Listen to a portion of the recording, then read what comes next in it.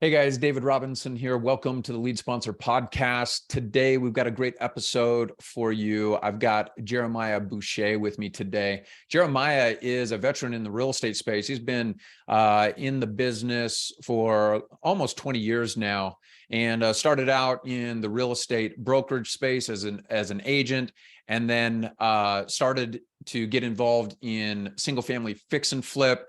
Lost everything in the downturn of 2008, 2009, and then transitioned into investing in manufactured home parks, and ultimately built up a significant portfolio in manufactured housing, and then transitioned into self-storage. And now in the last year or so has gotten involved in a few projects in the industrial warehouse space. And Jeremiah has, again, been at it for a long time. Today, he's built up a portfolio of roughly $350 million and continuing to grow. Of that portfolio, he's got roughly 2.2 million in storage, another 1 million in development with 2,000 units of storage, 2,000 to 3,000 roughly manufactured lots. And again, like I said, getting involved in industrial as well. So we dive into his business, we dive into his background, we get into some of the nuts and bolts around why he chose to transition from manufactured housing and some of the challenges that he faced there, and why he moved into the self-storage space, and some of the unique strategies he's employing as far as the management of self-storage is concerned. And then also his interest in getting involved in the industrial space, starting out with small bay industrial with the goal of getting into larger industrial. So I really enjoyed my conversation with Jeremiah today. He gives some real tactical advice about what he's done in his business, and some advice for some of those new up and coming sponsors who are trying to grow their business, even in today's economy and some of the challenges that we face today. So with that being said, I'm really excited to share this episode with you. Without further ado, Jeremiah Boucher.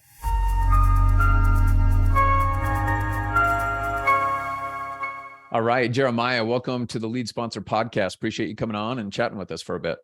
Yeah, Dave, thank you. Thanks for having me. So I already gave the listeners a little bit about your background, but tell us what your business looks like today, how things are structured, what you guys are focused on, and what you've accomplished up to this point. Yeah. So with manufactured housing, I was heavily in mobile home parks the last 15 years. I believe that market somewhat peaked, at least with our expectations on the return profile. They got really popular, as you know, and they were, I believe, overvalued. So 6-7 years ago, I pivoted to self-storage. So the last 2 to 3 years, I've been really focusing on scaling the self-storage brand. My goal is to aggregate a series of facilities. So currently we're up to almost 70 now. I'd like to get over 100. And then that would make us quite appealing to a public company or national major firm to be a buyer. Yeah, love it. It's great. Did you say 60 facilities so far? We're at like 67, 68. Okay. All right, great. And looking to get to 100, and then ultimate goal would be to, potentially sell off the portfolio to private equity. Okay. Yeah, or public. We go with some of the public companies. Gotcha. Yep. Okay, great. Okay, perfect. And then as far as your business is structured, who's involved? Obviously you're at the helm here, but you got other team members involved. Do you have any integrated businesses that come along with what you have going on? Yeah, so I've been bootstrapping it. So I grew up in Vegas here in high school, got into house flipping, and then lost everything in 07, 08. Didn't really have an edge in the marketplace. I was a realtor at the time and just doing what everyone else was doing out here. But when I found mobile home parks, I was really, my key advantage, the edge that I brought to the partnership, was going out and sourcing deals. So for 10 years, I went out, cold called, was just hitting the phones hard, learning the business. And I helped this company called MHP Funds build one of the top 5 manufactured housing funds throughout the country. And in return, I got fees or I got equity in some of the deals. And then in 2016, I took all those fees and all the equity that I earned with them, and then I rolled it into my own property management company. So the way the company ultimately works is we have 2 property management companies. One is Patriot Properties Management that runs all our manufactured housing and any industrial. And then we have All-Purpose Storage, and that's our storage brand that's operating out of New England, where I'm originally from. My family, my parents are from. And then the holdings company is Patriot Holdings, and that's where we raise the funds. And we have a series of funds that we raise and some syndications, and we do development and acquisition, primarily value add. And then our management companies actually operate all the properties. Got it. That's great. Yeah, the team, I had to bring, so the challenge for me was, and this is what I'm sure a lot of your sponsors have to go through, is in the beginning, it's just you all alone, right? Nobody's helping out. So, and then every single dime you make, I mean, I think if you're a good sponsor, you should be pumping it back in your company. So even if you get your first $1 million payday, I mean, I think the sponsors need to realize, the good ones, everything goes back into your property management team. And that really comes down to accounting, operations, and then for us, development. That was the key. So for me in 2019, when I had a big exit and I was able to put some resources back into the storage company, I cleaned house. I had a lot of people that helped me get to where I got to, but then those people were definitely not going to get me to where I want to go. So I had to, let a lot of people go, or those people just, they were outdated with the culture. They wanted to leave. And I brought in a good friend of mine that I went to middle school with, high school, played football together, and he learned construction the last 15 years. And so I brought him on, and because I said, the future of this company is we're going to have to do development. We do a lot of expansions, and we're going to do heavy capital expenditures in terms of paving, painting, lighting, and really improving, and even converting some buildings to storage. So I brought him on, and he really helped me understand the construction side of the business, got dug into the operations, created KPIs, really held the team accountable that, we have to hit these metrics, and incentivizing people if they hit these metrics on the rent collection. And then on the other side, I had to get a solid operational partner that deals with, the 15 or 17,000 storage tenants that we have that we're going to collect rent every single month. So I found someone that I bought her mother's facility 7 years ago in New Hampshire, one of my first facilities. She's the daughter of the mother, and the mother stayed on. She stayed as a 10% partner in the deal, and they managed the facility for me as I was the majority owner. But over time, they saw that, wow, I was buying more and that I needed operational help. She liked the business. I offered her a full-time position. And then that was the strategic operational partner that we brought on and continued to grow an office in New Hampshire, in Keene, New Hampshire. But I'll tell you, David, the key strategic move that I've made is I took all the funds that I made from my manufactured housing and multifamily, I put it into this call center. And this is the secret to the storage business now, is if you can build a really good call center to remotely manage the best as possible these assets, you can drive your margins and profitability way higher than even the public companies or the private equity firms. Nobody's figured it out yet. So my main goal is to really provide excellent customer service through the call center, through chat, through texting, through maintenance, where we have a fleet of maintenance go out throughout our facilities. And this is the secret. This is the key to the industry, because COVID accelerated all the customers that before, the older customers that would never sign a lease on their phone through DocuSign or put their credit card number in there. They wanted to hand the check to you. They wanted to give you the cash at the facility. That's a $70,000 payroll on every single site. And now it's like COVID said, hey, even the older lady in Vermont, like, you have to know what a QR code is. You can't talk to people. It's contactless rentals anymore. So now that we have this whole new demographic of customers that are open to technology, and now the technology itself with call center technology and operating the software for management on the phone, that's all there. So it's perfect. Now we're all racing to the market. It's like, who's going to win this game first? And we hope we are. We're putting all our resources behind it. Love it. Well, what a great overview of sort of what's gone on over the last handful of years in your world. Just to clean up that conversation a little bit, what does your portfolio look like today? So you had some experience in manufactured housing, the multifamily, and you made the pivot into self-storage. But what do you currently hold right now today at this point in time? Yeah, right now we have about 2.2 million square feet of storage and another 800,000 to 1 million that are being developed by next year. Those are projects that we're committed to. We already own the land. We're just, even in this environment, we're pushing through and finishing our expansions on all the sites. So we'll have roughly 20,000 units of storage, 3 million square feet. All our assets range between 320 to 350 million in valuation, depending on where the values are at right now. We still have a good between 2,000 and 3,000 lots of manufactured housing. We have a portfolio in the Midwest that are Ohio, Michigan, Pennsylvania, and West Virginia. And then we have some nice assets in New England still, with some higher quality communities up in New Hampshire and Maine. And then our last piece of our portfolio is we have a bit of an initiative on small bay industrial. So we have 2 or 3 projects where we're building out some industrial bays for contractors, 1 to 3,000 square foot tenants. We can go up to 10,000 square foot tenants if we want, but there's just a roll up door, a man door. And then the last piece in the industrial side is we're doing our first high bay, real 150,000 square foot tilt up concrete industrial development spec outside of Boston. And just to give you, like, I know you're probably gonna ask me that question, like, with the future of the company, 2 to 5 years from now, I'd like to do larger industrial developments under the Amazon, threshold, under the 500,000 square feet, but between that 100,000 and 500,000 square feet, where, you're going to get 1, 2, or 3 major users, and it's operationally much easier, but, a lot more work up front on the development side. Love it. So help me to understand, you have a lot of sponsors that decide early on that they're going to focus on a particular niche and they're going to go deep on that niche. Now, granted, you did do that in the manufactured housing space for a time. Then you felt like it got overly inflated and decided to make a pivot into the self-storage space. But you also have, some other ventures going on. You still have some manufactured lots. You're in self-storage, working on industrial. Are there any challenges in having a focus that's sort of spread across different asset types?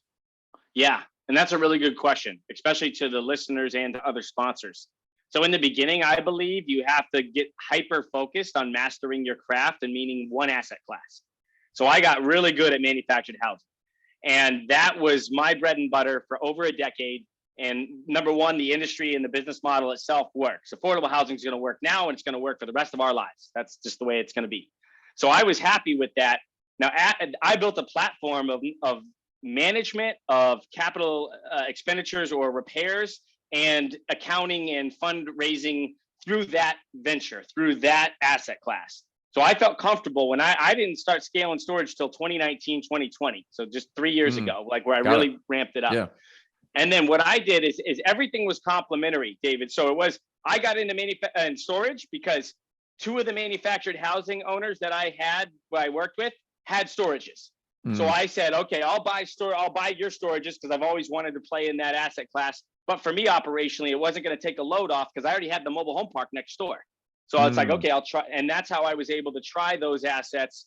And then they didn't blow up right away. It took me years. And then not until 2018, 2019, did I decide, okay, number one, manufactured housing is getting out of control with values. Number two, I can scale the storage. There's less CapEx. I can get in at a better price. And I don't have to deal with people, rent control, like some crazy domestic violence and all these crazy management issues with manufactured housing.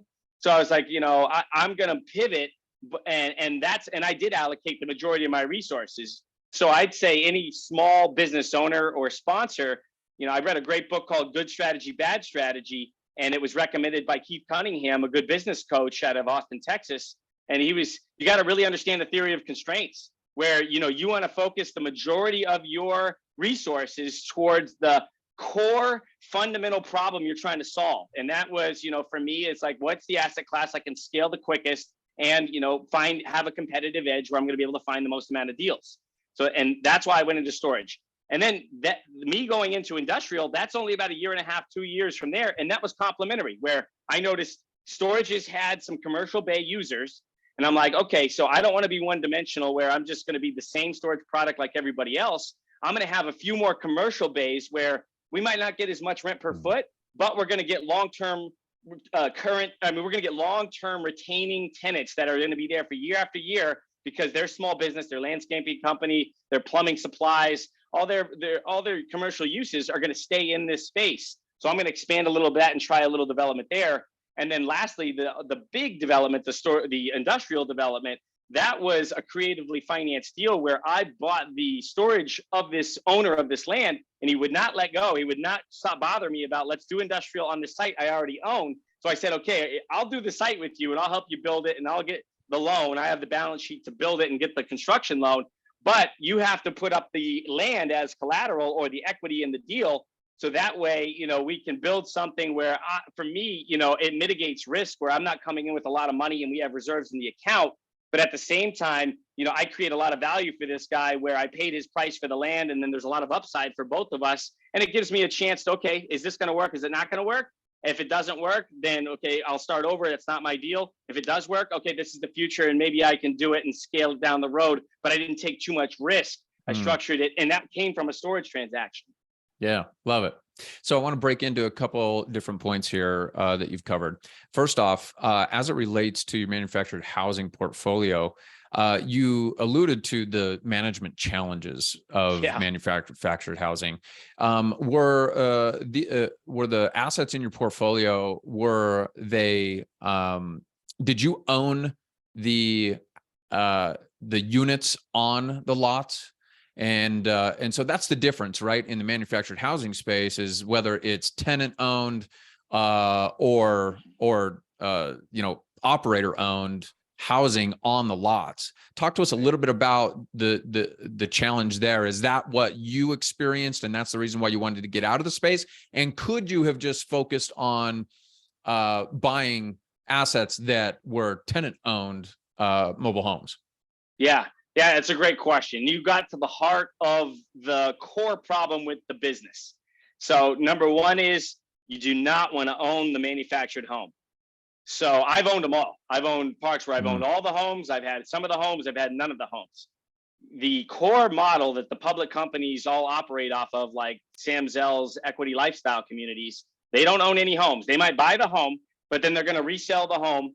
And they're going to provide it. They're going to sell it to the actual tenant that's going to lease the land. So it's a land lease community model. Right. That's the most profitable. The challenge is around this is that the industry changed over the last 10 to 15 years, where a buyer that wants a mobile home, that type of demographic of customer that can afford a mobile home, they are not going to go to a dealer anymore that's on the highway. And they're going to say, okay, I'm going to buy that home. I'm going to get it financed myself and I'm going to move it into a mobile home park. That's no longer the case. What they did is they typically would buy a home and put it on their own piece of land in rural markets, and it'd be a land home package, and no one's filling up your park. So for you to turn a unit, meaning you to fill a vacant space with an occupied space, or you have to get rid of an old home that's just outdated and the people walked away from it or they got evicted from that, you have to essentially have another division of your company or another business, which you're a dealer. You are buying a brand new mobile home or finding a used home. You have to have a maintenance staff. You got to put it on there. You have to have a sales staff. You have to get them financed, the buyer. So I think a lot of people underestimate that are getting in the business the amount of focus and infrastructure, management, operational infrastructure that you need to have to really hold your park to the highest standard and keep it full and keep the high quality tenants in there. Yeah. Thanks for giving us some color to that challenge. And so you saw it was opportunistic, the transition into self-storage, because it was just a natural byproduct of what you're already doing. But then you saw the benefits of self-storage and utilizing this this management strategy that is really low cost, in the sense of you don't have anybody on site on these facilities. Is that correct? So yeah, and that is, David, in the perfect world, I'd say nope, nobody's on site. We're completely remotely managed, and now we're scaling in the Philippines and we're running at a 30% expense ratio. But that's not how it worked. So yeah, that's the ideal outcome right there. Okay. The way that it actually evolved is we stayed in a specific region. So once again, I got hyper focused on an asset class, and with storage, it was a little more challenging to go around the country, where I bought a few facilities in South Carolina and some in Chicago. And I was challenged where it's like, I didn't know, one, the competitors in that market, two, it wasn't fully remotely managed, so I'm running all over the country trying to get it all figured out. But what we did is we bought only in the Northeast for a while.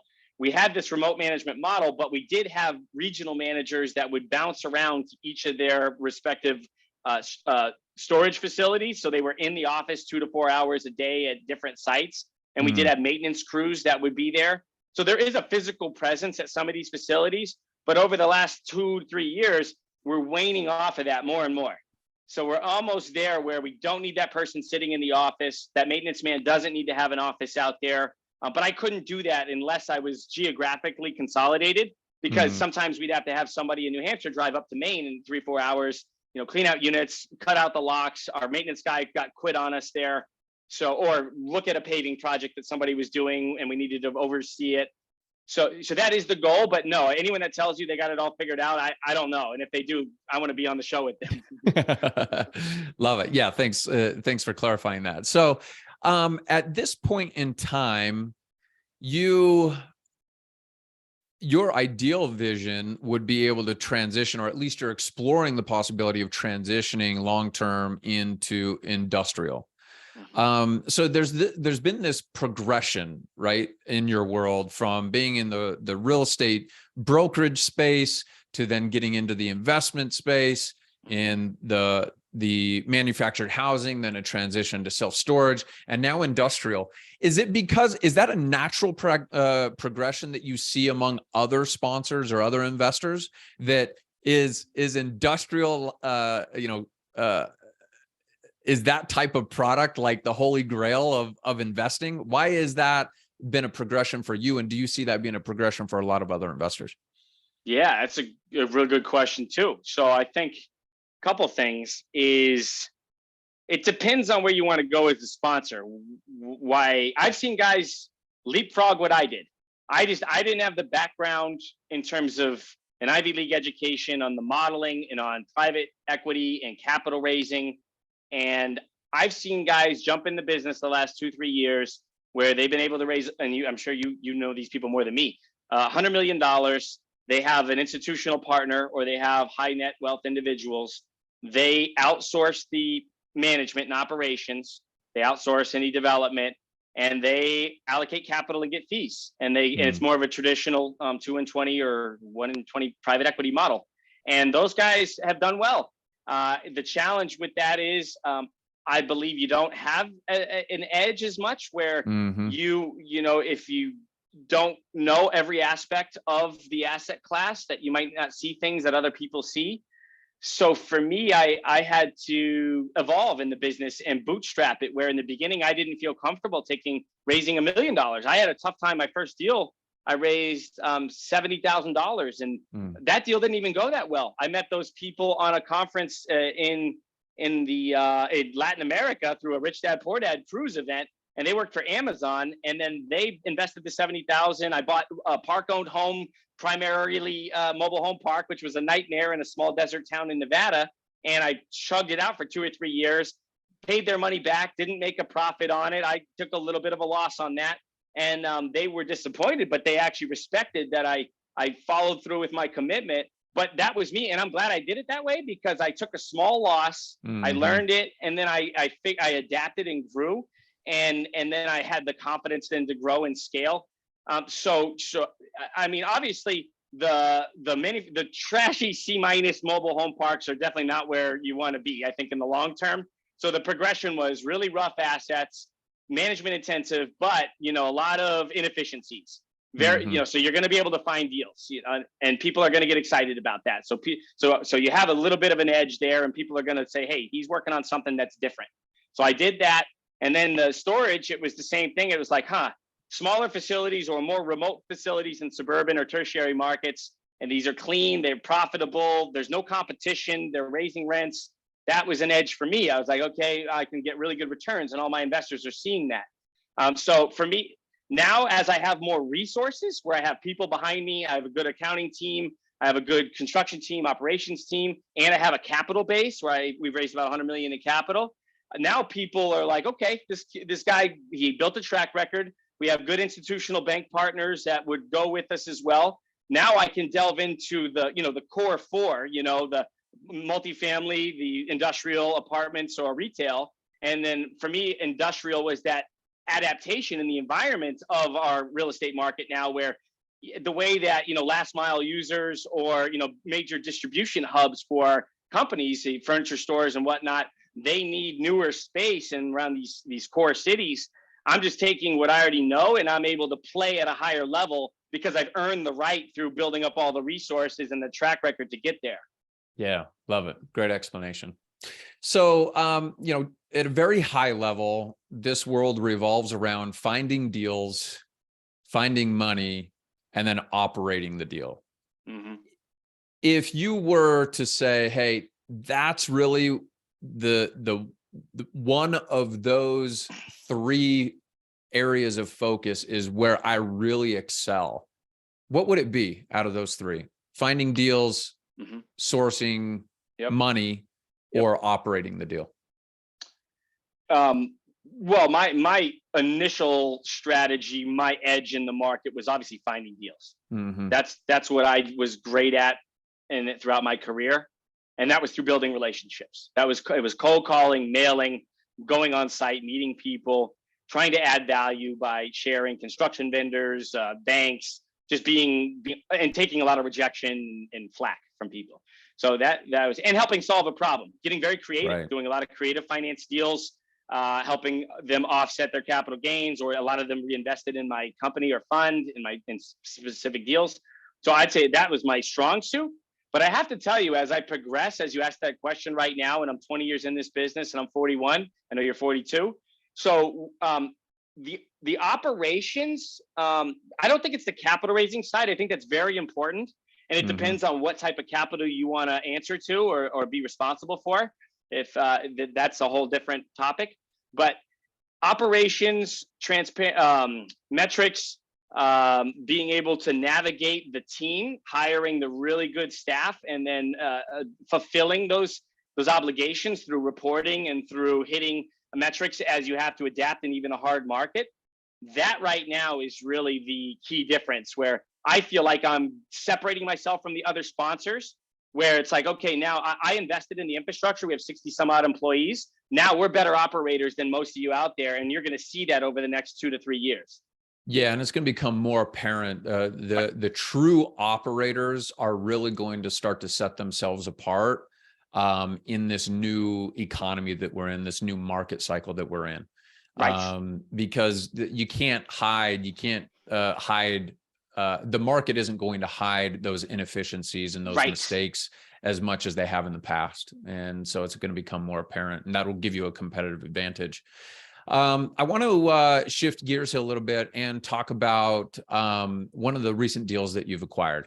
You bought this 30,000 square foot, smaller deal for you, but I think it's a great case study, self-storage deal in Vermont.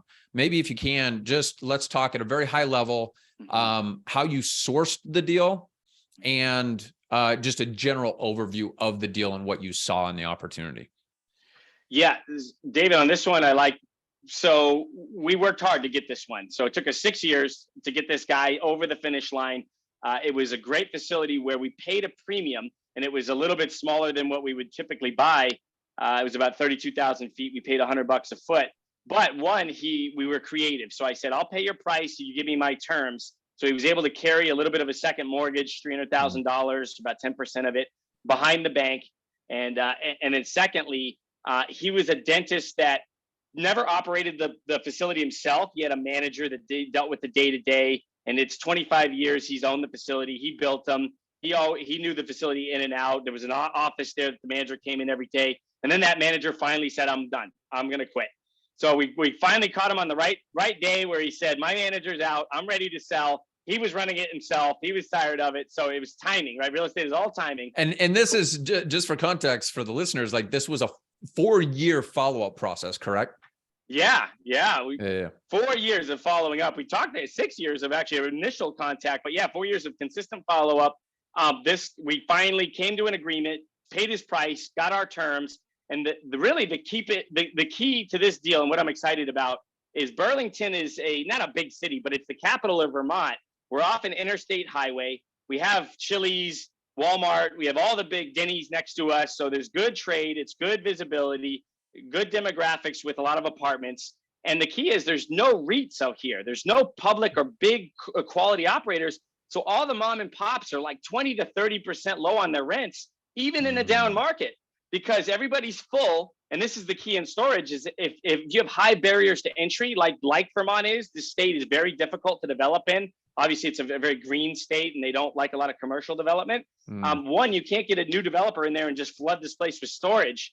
So two is every operator that's a mom and pop, they say, hey, we're 100% full. We don't want to rock the boat. We're not going to raise the rents on our tenants. They're our friends. Let's leave it the way it is. So on the surface, we're only getting it at a 6.5 cap or something. It was between 6 and a 7 cap. But I said, wow, I know even in a recession, we can go up 30% on our rents because there is absolutely no new product. And there's a lot of density for this area. And we have a good trade area in this heart of town.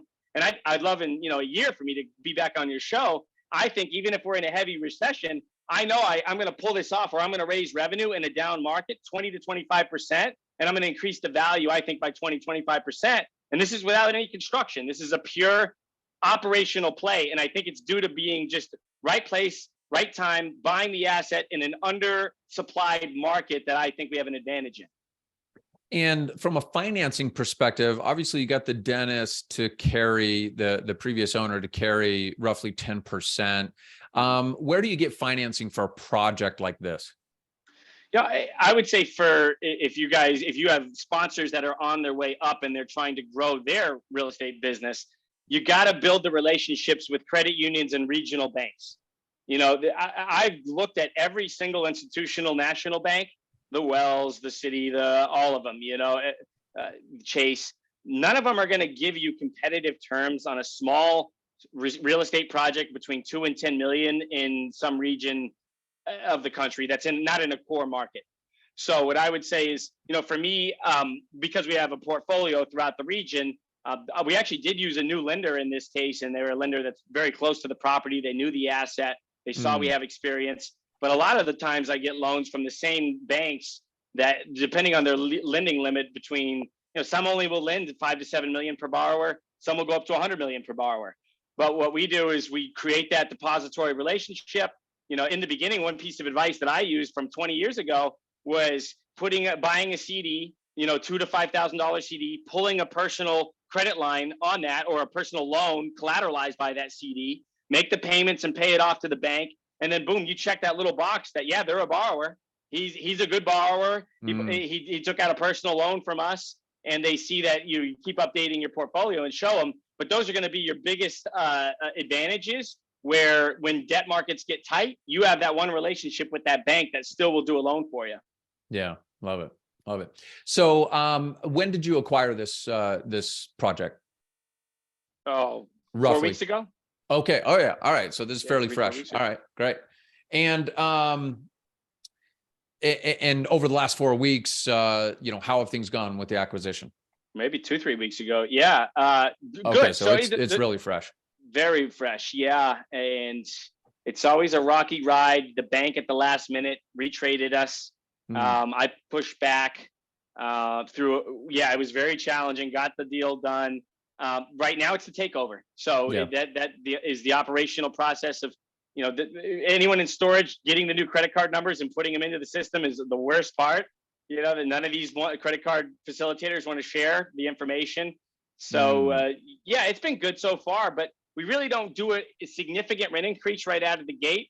We want to just make a few improvements to the property and then, start to do that rent increase after we have everybody established in our new rent collection system.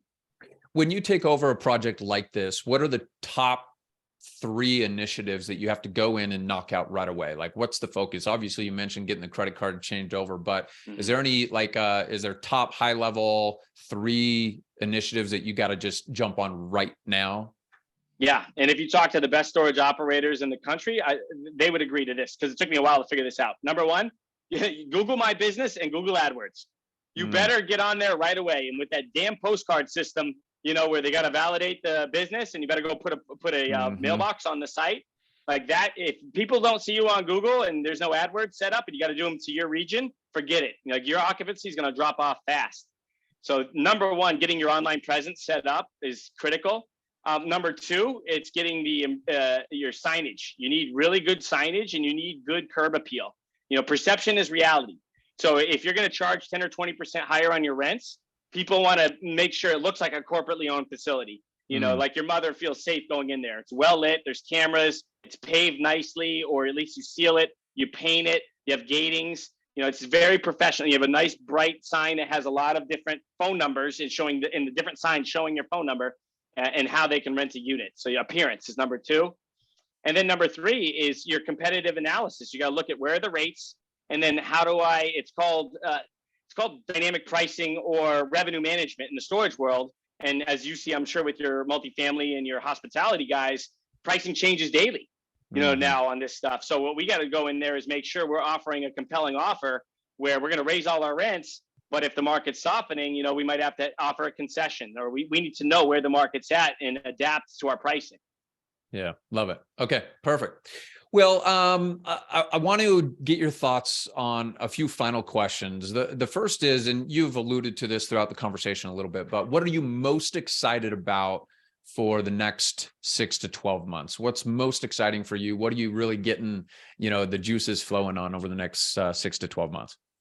Yeah, what fires me up about real estate, and I look at this like, I was a wrestler and an athlete, so this is like the sport that I play, and it looked like you're an athlete. So it's like the sport of real estate that I'm playing in the game that it's exciting is when the pressure gets on, when it gets really intense because capital markets are drying up in the sense of debt's really pricey. And I think there's going to be some challenges with some of the deals that investors bought into where maybe distributions aren't being made, or there's some challenges with, who knows, maybe some defaults.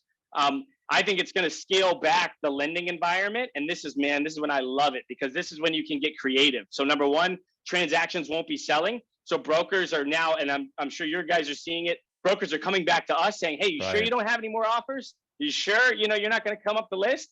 And now it's more of a buyer's market. So I want to see that shake out where the good operators start to get better opportunities where we can acquire assets at a good basis. And then number two is we can get creative.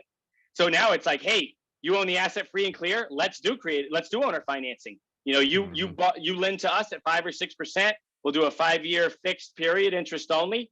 That gives us the runway to operate it, make the improvements. And then, one, you get steady income. And then two, we can add that value and take you out when interest rates go back down. So, and you got to sell owners on that. It's not always like they're just going to, you don't just put the owner financing offer with your broker and they're like, yeah, I'll take it right away. Right. But yeah, I love the sales aspect of it, the offer aspect of it in terms of creativity, negotiation, and presenting these types of things, the communication, because that's where you build the relationships instead of it just being zeros and ones on spreadsheets where you had access to cheap capital and then you just went in and just strong armed the market because you had the ability to go buy. That's right. Gone. Yeah, that's a great perspective. What's different? Let me pose the question this way. There's a lot of operators out there that would love to build up a $350 million portfolio. Now, granted, you've been at it for quite a while. You've got a tremendous amount of experience. You've taken your lumps and you've learned along the way. But a lot of operators that go down this path and they struggle and they aren't growing. What's different between you and all the other operators out there that want to build a $350 million portfolio? It's such a good question there too. So I think some of the key difference is having a long-term perspective of the business. So, a lot of the sponsors come in and they want to get big so fast. They want to raise a lot of money. They want to do a lot of deals. They want the polish. They want the marketing. They want the presentation. And I think you got to be realistic that real estate is a long game. It's a generational wealth game. I mean, when you own specific assets that are quality and good markets, that are good uses, good asset classes, these have value for well beyond when we're here and gone. I mean, these are valuable for decades, if not a century. So these guys got to slow down and relax. They got to get good at that one asset class. And if they make a big win, they got to reinvest into the operational platform and build up the team. They can't go out and start spending the money on social media marketing or right into, the flashy stuff, their own personal material things. You got to put the money back into the team, and you got to get a good operations and a good reporting and accounting team. And so I think that they're not patient, and they don't reinvest in the team. And then over time, like you were saying earlier in our call, that becomes apparent when volatility or the environment changes. Yeah, love it. Last question for you. What's the most critical role in your business today? Aside from you, take you out of the equation. What's the most critical role in your business today? Oh, man. Geez. That's a tough one. At this stage of the market, and this is what we discussed earlier, operations are critical. So when I mean operations, I mean, adapting and evolving in the storage business and in manufactured housing. And that means collecting those rents. It means really tightening up on what our expenses every single month. Taking out that manager that's not pulling their weight and getting in a better manager. So it's not deal flow. I'm scaling back on that. That's okay. It's not capital raising where, we have the right story and we're delivering. And it's really not development at this stage. I mean, we have needs there, but it's really the nuts and bolts of, number one, collecting the rents and providing superior customer service for our tenants. And number two is the reporting behind it, having the optics into the asset so we can adapt and be proactive versus reactive. Because there's a lot on the horizon that we need to be ready for. Yeah, love it. Great answer. Well, look, Jeremiah, this has been an awesome conversation. I appreciate you, letting us dive into your business and get some insight into, your experience over the last over 20 years at this point, and what you've accomplished, building up a $350 million portfolio of a few different asset types and doing it the long way. Right. Yeah. I mean, we have some of these sponsors, like you alluded to earlier, that come straight out of school, or in the private, spend a year in with a private equity firm and then go off on their own, and they hit the ground running. And you've progressed over the years from the brokerage space to buying in the fix and flip space, and then transitioning into the investing side and getting the commercial side. So great story. Great to see a guy like you that has won along the way and has the right outlook on the market and this world of investing. Before I let you go, what's the best way for our listeners to connect with you and learn more about what you have going on in the future? Yeah, number one, I wrote a book during COVID. It was a very painful process. I literally did it myself. No co-writer did it. So impressive. It's called thank you. Yeah, it was painstaking because I cannot sit down or sit still for very long. So it's called Finding Your Edge, How to Win at the Game of Commercial Real Estate. It's on Amazon. My parents actually read it cover to cover, which that was amazing because they're not in real estate. So I'm proud of that. And a lot of people actually like the book. So I'm doing the Audible here in the next month. So they can go and order that for $10 on Amazon. And then the second thing is patriotholdings.com.